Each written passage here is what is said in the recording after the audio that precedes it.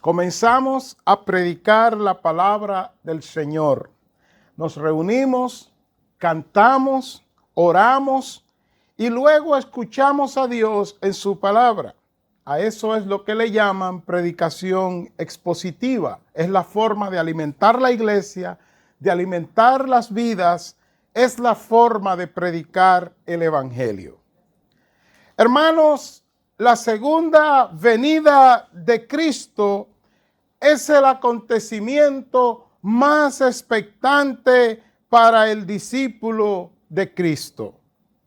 Y en mi mensaje anterior, que fue la semana pasada, el mismo fue titulado Recompensas en dos direcciones en su segunda venida. Hablaba precisamente de la segunda venida de Cristo, capítulo 1 de Segunda de Tesalonicenses. En el mensaje de hoy pasamos entonces al segundo capítulo de Segunda de Tesalonicenses, donde el Espíritu Santo inspira, o sea, toma al apóstol Pablo y pasa del tema que predicó o que habló en el primer capítulo, pasa a su tema central, que es la segunda venida de Cristo. He aquí la historia. Pablo escribe, siempre recuerde, guiado por el Espíritu. Decimos Pablo, pero en verdad es el Espíritu Santo a través de Pablo. Escribe la primera carta, primera de Tesalonicenses, y él se refiere en los capítulos 4 y 5 a la esperanza del cristiano, de que Jesucristo volverá, de que nosotros tenemos esperanza, de que nosotros no somos como los del mundo, capítulo 4, y en el 5 detalla algunas señales de lo que acontecerá cuando Cristo venga, que vendrá y que Él nos tomará con Él. Por ejemplo, él dice, no queremos que ignoréis acerca de los que duermen, hablando de que los que estén muertos en Cristo resucitarán en su venida y nosotros los que vivamos seremos transformados para ser trasladados con ellos a estar con el Señor. Así que Segunda de Tesalonicenses entonces fue escrito no como una continuidad de la primera carta, sino a consecuencia de la primera carta. Lo explico. Cuando Pablo le entrega o le envía la carta a los tesalonicenses, la primera carta, alguien malintencionado, usado por Satanás, el enemigo, el adversario, toma la carta y escribe: no se preocupen en esperar a Cristo, porque ya Cristo vino, Él no volverá, ya regresó, ya vino, ya no volverá, vino una vez y no volverá. Y para confundir a los tesalonicenses, firma esa carta como que es Pablo, o sea, falsifica la firma de Pablo. Pablo se entera, inspirado, movido, guiado en el Espíritu Santo, él escribe la primera carta. Ahora bien, Pablo entiende, o sea, el Espíritu Santo hace que Pablo entienda que antes de hablar de la segunda venida de Cristo, para reafirmar su punto, tiene que darle esperanza a los tesalonicenses que están desanimados. Por eso es que en nuestro mensaje anterior hablamos de las recompensas, que es lo que él habla en el capítulo 1. Él dice, ustedes están sufriendo, pero ustedes van a ser recompensados. Y los que lo hacen sufrir a ustedes, los que les causan tribulación, serán atribulados. Así que manténganse firmes en esa esperanza. Y entonces, en el capítulo 2, él pasa ahora a defender su tesis de la segunda venida de Cristo y hace algo que no es inusual en Pablo, pero que debe llamarnos a la atención. ¿Qué es lo que él hace? Que de manera clara, directa, sin una teología profunda, él les dice, les reafirma que Cristo vendrá, pero pasa a mostrarle cuáles son las señales que preceden la venida de Cristo y la señal final que hace que se vea que ya Cristo está a las puertas. Él hace eso para que los tesalonicenses y usted y yo no nos confundamos, sino que nos mantengamos firmes en la esperanza de la venida de Cristo. Por eso el título que predicamos hoy, escuche bien, es Firmes y fortalecidos en la esperanza de su segunda venida. Estaremos viendo segunda de Tesalonicenses capítulo 2, y aunque el tema central está en los primeros 3 versículos, tendremos que viajar por todo el capítulo para que podamos entender esta preciosa carta. Que nadie te engañe, es lo que Pablo le escribe a los tesalonicenses en el capítulo 2 como forma de entrar al punto que él quiere tratar. Y hoy nos dice a nosotros, porque esta carta, ya lo he dicho muchas veces, normativa, queriendo decir que el significado que tuvo para ellos, lo tiene para nosotros. Y lo que es mejor, debo decir que la aplicación que tuvo para los tesalonicenses, la tiene hoy para nosotros también, por eso es normativa.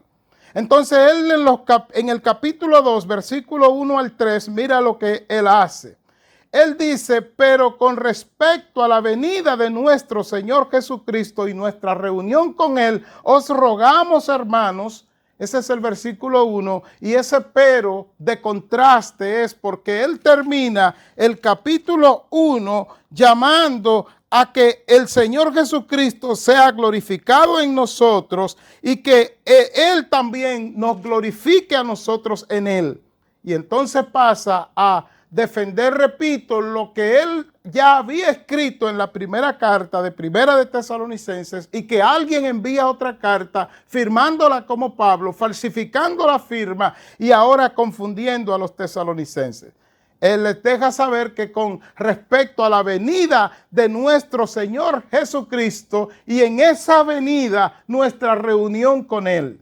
Porque hay gente, hay algunos cristianos o pseudo cristianos, no sé cómo será, prefiero no juzgarlo y decir cristiano, que dicen que la segunda venida de Cristo está dividida en 2 partes, que hay una parte secreta llamado rapto, lo cual la Biblia no lo dice, pero hay personas cristianas o que dicen ser cristianos que se atreven a jugar y decir cosas que la Biblia no dice. De hecho, una muchacha llamada Margaret McDowell tuvo un sueño años atrás, hace alrededor de unos 400 años quizás, tuvo un sueño y ella vio la segunda venida de Cristo dividida en 2 partes. Un rapto, que es lo que hoy muchos predican, y después la manifestación gloriosa del arrebatamiento que Cristo venía. Pero eso no está en la Biblia. En la Biblia habla, segunda de Tesalonicenses 2, de manera indivisible, note en su Reina Valera la figura gramatical que hay, que la venida de Cristo, y nuestra reunión con Él. O sea, que en la segunda venida de Cristo, nosotros, los cristianos, los tesalonicenses, usted y yo que somos discípulos de Cristo, nos reuniremos con el Señor. Él les deja saber que no pueden dejarse mover fácilmente de vuestro modo de pensar, versículo 2. Dice, ni os conturbéis, ni por espíritu, ni por palabra, ni por carta, como si fuera nuestra. En el sentido de que el día del Señor está cerca. Hay otro tipo de cristianos que toman esta carta de segunda de Tesalonicenses 2 y dividen el versículo 1, la venida de nuestro Señor Jesucristo, la separan de esto que dice ahora en el versículo 3, en el versículo 1, esa reunión con Cristo la separan del día del Señor del versículo 2. Mis amados hermanos, no hay manera de hacer eso, ni siquiera gramaticalmente. Teológicamente es una aberración, pero gramaticalmente es peor que una aberración. Porque el día del Señor del que está hablando el apóstol Pablo en el versículo 2 es el mismo día del regreso de Cristo, o sea, de la venida de nuestro Señor Jesucristo que habla en el versículo 1. No ha cambiado el tema, él sigue en su tema. Y hablando de temas, recuerde que nuestro título es Firmes y fortalecidos en la esperanza de su segunda venida.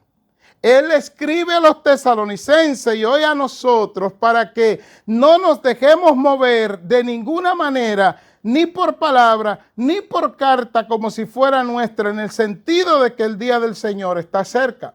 En la traducción Palabra de Dios para Todos, él lo dice de esta manera. Él dice en esa versión que nosotros no debemos dejarnos, prefiero leerlo porque la tengo aquí cerca, y él invita a que no nos dejemos mover de ninguna manera de nuestra manera de pensar, y mire las razones que él da. Estoy hablando de 2 de Tesalonicenses 2 en la palabra de Dios para todos. Escuche cómo lo dice: hermanos, queremos hablarles sobre la venida de nuestro Señor Jesucristo y el momento en que nos encontremos con Él. Escuche ahora. Les pedimos que no se preocupen ni se inquieten fácilmente, ni tengan miedo si oyen decir como si fuera una profecía o un mensaje que el Señor ya regresó. El mismo tema, el mismo punto. Tampoco hagan caso si lo escriben en una carta diciendo falsamente que es de parte nuestra. Ahí está la carta falsificada. Y entonces él pasa en el versículo 3 a mostrar señales, escuche bien, señales de cómo será la venida de Cristo para que nosotros nos apercibamos y nos mantengamos firmes y fortalecidos en esa esperanza.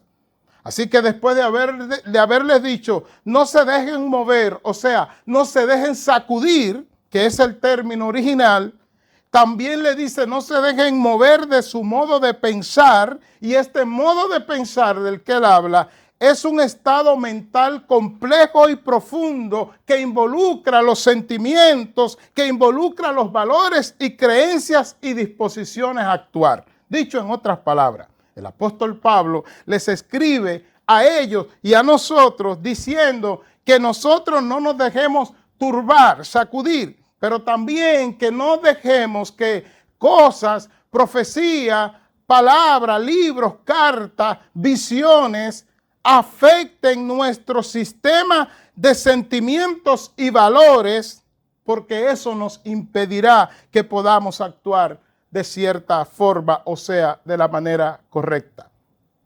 De hecho, el apóstol Pablo usa una palabra más en su carta, y es no os conturbéis. Conturbéis es llenarse de alarma, ser desagradablemente sorprendido. Él le dice, no se dejen mover, no dejen que su sistema de pensamientos, de valores y creencias cambie o se afecte, pero también no se llenen de alarma. ¿Por qué? Escucha el por qué. Versículo 3. Nadie os engañe en ninguna manera, porque no vendrá. ¿Quién es que no vendrá? El Señor. El tema que él ya está tratando desde el versículo 1.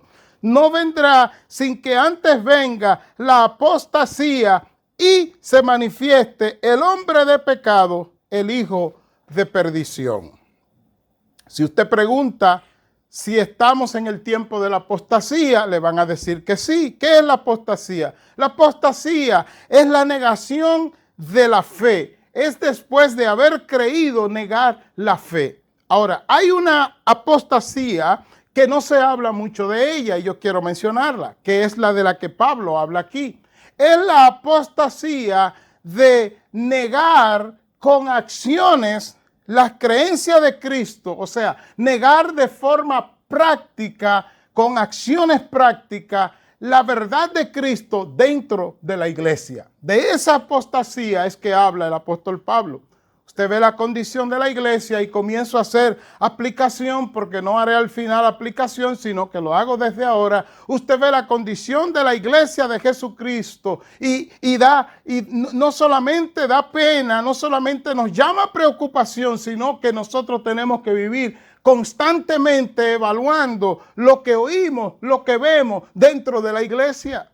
Esa es la apostasía. La apostasía, para que lo entiendan de forma práctica, vemos algo del mundo y lo traemos a la iglesia y negamos la eficacia de Cristo en la iglesia, la eficacia del poder del Espíritu Santo en la iglesia, la eficacia de las escrituras en la iglesia, y traemos lo del mundo porque queremos entretener a la gente. Eso también es apostasía. Y en este libro el apóstol Pablo se encarga, 2 de Tesalonicenses, de mostrarnos que la apostasía es lo que trae al anticristo. O sea, el anticristo se manifiesta porque la apostasía se ha desbordado. Lea conmigo el versículo 3. Nadie os engañe en ninguna manera, porque no vendrá, hablando de Cristo, sin que antes venga la apostasía. O sea, antes de Cristo se manifiesta la apostasía. Y usted pregunta, ¿estamos en apostasía? Sí, estamos en apostasía. Entonces usted tiene que volver y preguntarse, ¿y qué es lo que va después de la apostasía? Lea el texto, dice, coma y se manifieste el hombre de pecado, el hijo de perdición. Dicho en otras palabras, la condición de la iglesia, o por la condición de la iglesia, Dios permite, Dios neutraliza su poder en la iglesia. Dios en cierta manera no respalda a la iglesia en toda su plenitud, y entonces el poder del anticristo por un momento se sobrepone a la iglesia y se manifiesta. Eso es lo que dice el texto. Yo no estoy haciéndole ni siquiera una exégesis. Dice que se manifiesta la apostasía, y de ahí surge el anticristo. En otras palabras, de lo que he dicho hasta ahora. Lo que Pablo le escribe a los tesalonicenses y a nosotros es: no te dejes mover porque te voy a dar una señal para que tú sepas cómo van a acontecer los eventos. Antes de la venida de Cristo se manifiesta el anticristo. Antes de que Cristo venga a buscar la iglesia, se manifiesta el anticristo. Eso es lo que la Biblia dice. ¿Y por qué se manifiesta el anticristo? Porque la iglesia no ha hecho su trabajo, porque la iglesia ha negado su fe en Cristo, la ha negado con acciones prácticas en contra de Cristo. Y Dios entonces no responde con su poder de manera plena sobre la iglesia, y el poder de Satanás entonces instala al anticristo. Y mire qué dice el versículo 4. Este se levanta, el anticristo, y se opone contra todo lo que se llama Dios o es objeto de culto, tanto que se sienta en el templo de Dios como Dios, haciéndose pasar por Dios. Algunos creen que esa expresión se refiere a que en el templo de Jerusalén se va a instalar el anticristo. Yo no estoy tan convencido de que eso es lo que está diciendo el texto, puesto que cuando Pablo escribió, si bien es cierto que había un templo, ahora no hay un templo, y algunos creen que el templo en Israel, en Jerusalén, será reedificado, pero también habemos otros que creemos que lo que dice aquí es que la iglesia que representa el templo de Dios, en el tiempo en que se manifiesta el anticristo, será combatida por el anticristo. Y pasa en el versículo 5 a decir algo que ha sido controversial. Recuerde que nuestro título es Firmes y fortalecidos en la esperanza de su segunda venida. Él dice en el 5, ¿no os acordáis que cuando yo estaba todavía con vosotros os decía esto? Quiero hacerle una pregunta a usted, que es una persona pensante y que es una persona que sigue las Escrituras. ¿Por qué el apóstol Pablo, hablando de la segunda venida de Cristo, un tema totalmente abierto, hablando de la apostasía, un tema totalmente abierto, y hablando del anticristo, un tema totalmente abierto, de repente él comienza a hablar como de una forma simbólica? Y dice, ¿no te acuerdas que cuando yo estaba contigo te hablaba de esto? Pablo, ¿pero por qué tú no lo mencionas aquí? ¿Qué es esto? ¿Por qué no lo habla? Obvio que él se está refiriendo a algo que él no quiere dar detalles, y ustedes verán por qué. En el versículo 6 él dice, y ahora sabéis lo que lo detiene, a fin de que a su debido tiempo se manifieste. Porque ya está en acción el misterio de la iniquidad, solo que hay quien al presente lo detiene hasta que él a su vez se ha quitado de en medio. En esos versículos del 5 al 7, lo que Pablo está diciendo es, iglesia, ya el anticristo y su obra ya está operando. Pero está operando de manera soterrada, está operando de manera leve, no está operando de manera abierta. Entonces la pregunta es, ¿por qué está operando de esa manera? Pues fíjese cómo él lo dice. Él dice en el 7, la parte final, voy a leerlo entero, porque ya está en acción el misterio de la iniquidad, solo que hay quien al presente lo detiene hasta que él a su vez se ha quitado de en medio. La pregunta, y no es retórica, continúa. ¿Por qué, si él está hablando de un tema abierto, la segunda venida de Cristo de manera abierta, por qué él ahora pasa a hablar de algo que se ve como soterrado, que se ve misterioso? Dice, yo le hablaba de esto cuando estaban con ustedes, ¿no se acuerdan? Y después le dice en el 6, ahora ya ustedes saben qué es, porque ustedes saben que le dije que yo le hablaba de eso, ustedes saben lo que es, acuérdense, no lo puedo escribir por aquí o no lo quiero escribir por aquí, pero acuérdense porque a puerta cerrada hablábamos de esto. Aunque está en acción el misterio, el versículo 7 del anticristo, su obra, no está abiertamente, porque hay eso de lo que hablábamos cuando estábamos juntos a puerta cerrada, eso lo detiene. Hasta que eso se ha quitado de en medio, de manera errada y a veces yo diría, con mucho respeto lo digo, hasta irresponsable. Algunos predicadores dicen, el anticristo no se puede manifestar porque la iglesia se lo impide. Pero eso no lo dice el texto. El texto dice que hay algo no habla de iglesia que viene siendo masculina, sino algo femenino, hasta que él a su vez se ha quitado de en medio. Así que no puede ser la iglesia. Dicen otros, ese es el Espíritu Santo, porque el Espíritu Santo es masculino. Pregunto, ¿acaso Pablo, si hubiese sido el Espíritu Santo, hubiese hablado del 5 al 7 con tanto misterio sobre eso que no se acuerdan? O sea, queriendo decir, acuérdense que yo se lo hablaba, pero no lo puedo escribir por aquí. Ahora ustedes ya saben porque se los recordé. ¿Qué es lo que detiene al anticristo? Hermano, es sencillo. El imperio romano era el imperio político y militar del tiempo de Pablo. Y el anticristo no puede manifestarse con un poder antagónico a Israel, porque el anticristo es de descendencia hebrea y surge con un pacto con los judíos. Entonces el apóstol Pablo lo que hace es que hablaba de eso mientras estaba presente. Pero él no puede poner aquí en una carta abierta que iba a pasar por los puestos romanos y decirle al pueblo, miren, el imperio romano impide que el anticristo se manifieste hasta que el imperio romano se ha quitado de en medio, versículo 7. Él no puede hacer eso. Así que él lo que hace es que apela a algo parece retórico diciendo, no se acuerdan, versículo 5, que cuando estaba con ustedes yo se lo decía, y después en el 6 ustedes saben ahora lo que lo detiene, porque ya yo se lo había dicho. Y después en el 7 entonces dice hasta que a su vez se ha quitado de en medio. Recapitulo lo que he dicho hasta ahora. En el capítulo 2 de Segunda de Tesalonicenses, Pablo escribe para reafirmar que la segunda venida de Cristo es verdadera. De ahí nuestros títulos, firmes y fortalecidos en la esperanza de su segunda venida.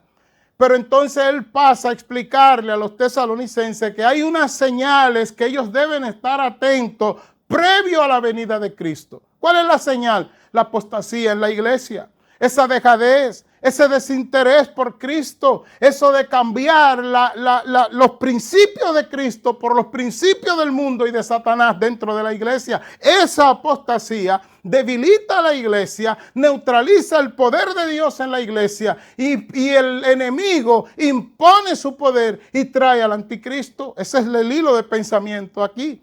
Y entonces ese anticristo no puede manifestarse hoy, dice el apóstol Pablo. Ahora puede, en este tiempo puede, pero hoy, en los tiempos de Pablo, no puede manifestarse, aunque su acción está ya siendo vista. Versículo 7. ¿Por qué? Porque el imperio romano está en el medio, habla algo de en medio, está en el medio y se lo impide. El poder político y religioso lo impide.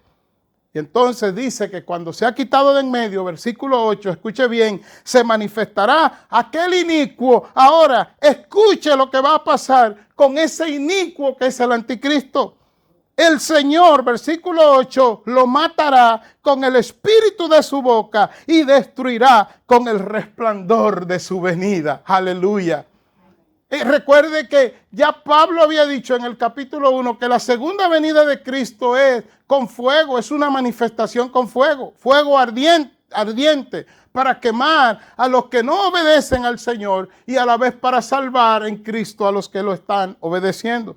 Así que el Señor matará con fuego al inicuo llamado anticristo. Versículo 9 dice aquí aclarando que el inicuo, o sea, el anticristo, su advenimiento, o sea, entiéndase, su manifestación en el mundo es por obra de Satanás. Y escuche ahora, con gran poder y señales y prodigios mentirosos. Escucho a personas, cristianos, o que dicen ser cristianos, no tengo por qué dudar, pero debo poner un asterisco porque no conozco su profundidad ni su conexión con Cristo real. Dicen muchos que cuando el anticristo venga, la iglesia no estará aquí porque el anticristo va a ejercer dominio contra los que se queden en este lugar y que si no niegan a Cristo serán salvados. Yo no sé de qué Biblia han sacado eso, porque escuche qué es lo que sucede. El anticristo se manifestará, la iglesia estará en la tierra y el anticristo desarrollará todo el poder de Satanás. Pero escuche sobre quién. Aleluya, porque me emociono. Dice el versículo 10 que con todo engaño de iniquidad, escuche ahora, para los que se pierden, por cuanto no recibieron el amor de la verdad para ser salvos. Versículo 11, por esto Dios les envía un poder engañoso para que crean la mentira. El 12, a fin de que sean condenados todos los que no creyeron a la verdad. ¿Qué está diciendo entonces la Biblia? Que el poder del anticristo no es un poder que minará ni que hará fuerza efectiva sobre la iglesia, sino que el poder del anticristo y su obra afectará a los que no tienen a Cristo en sus vidas. En la Biblia que habla, dice que Dios mismo, oiga bien, versículo 11 de 2 de Tesalonicenses 2, Dios les envía un poder engañoso para que crean a la mentira. Son personas que han vivido su vida negando a Cristo, que han vivido su vida antagonizando a Cristo.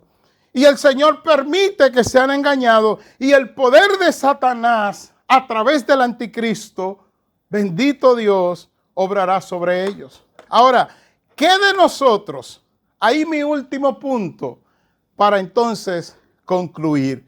La Biblia habla de que nosotros, ¿cuál es nuestro papel? ¿Cuál es nuestra función? Seguir firmes y fortalecidos en la esperanza de la segunda venida de Cristo. El versículo 13 al 17 es hermanos, impactante. Dice, pero nosotros debemos dar siempre gracias a Dios respecto a vosotros, dice el apóstol Pablo, y aquí vuelve a retomar el tema del capítulo 1.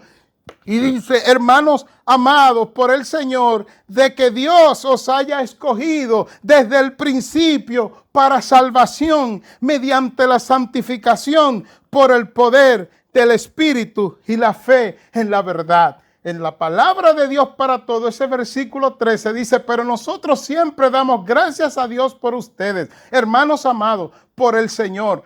Está bien que demos gracias, escucha ahora, porque Dios los eligió para ser los primeros en ser salvos. El Espíritu los purifica por la fe que ustedes tienen en la verdad y así reciben la salvación.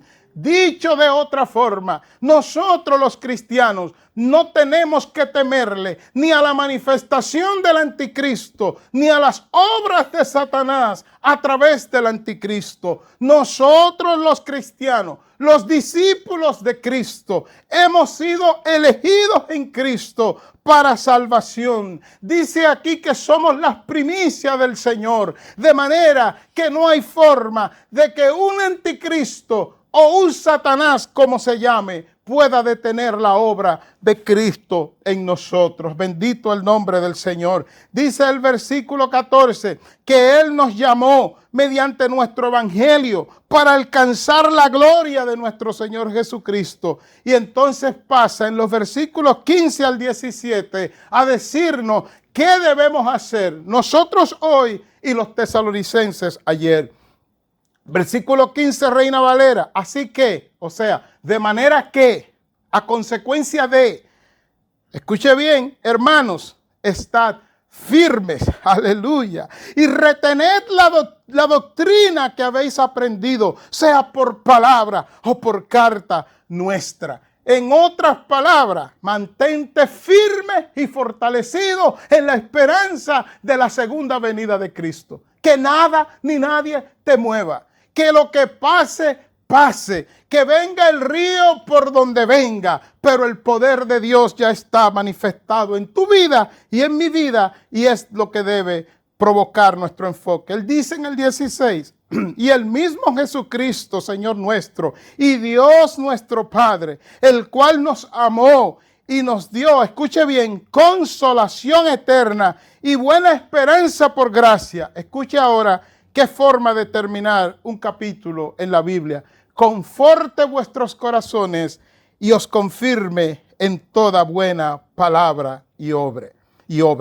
La palabra conforte es una palabra que viene del griego que nosotros no usamos mucho en español, pero que significa reunir para animar, dar fuerza emocional. Repito, esta palabra conforte que él dice, o sea, que Dios te vuelva a dar fuerza, que Dios te vuelva a devolver el ánimo, pero para eso Él te reúne como nos reúne como iglesia. Pablo está orando diciendo que Dios los siga reuniendo como iglesia para seguirlos a ustedes, animándolo y dándole fuerza emocional. Aleluya. Y termina diciendo que Él conforte vuestros corazones, y oiga ahora, y os confirme en toda buena palabra y obra. La palabra confirme aquí es otra palabra griega que significa establecer, dar fuerzas. En otras palabras, y aquí comienzo a concluir,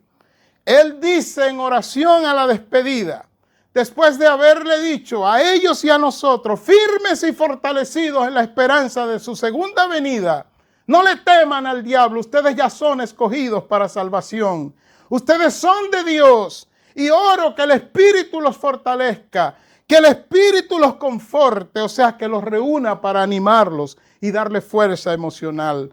Y también que los confirme, entiéndase, que los establezca con fuerza.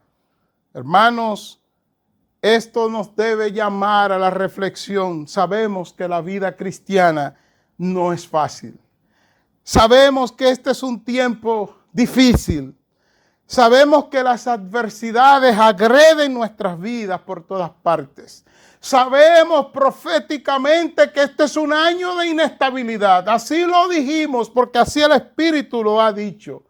Pero por sobre todo eso sabemos que Dios no nos ha abandonado. Sabemos que fuimos escogidos para salvación. Y también sabemos que la esperanza de la segunda venida de Cristo es para nosotros. Y eso debe provocarnos a nosotros a mantenernos firmes y mantenernos confortados en el Señor. Para orar, mi consejo, que es el consejo de la Biblia, no el mío, es que mire a Cristo. Mira a Cristo. ¿Cómo lo mira? Poniendo tu mente y tu esperanza y tu proyección en su segunda venida.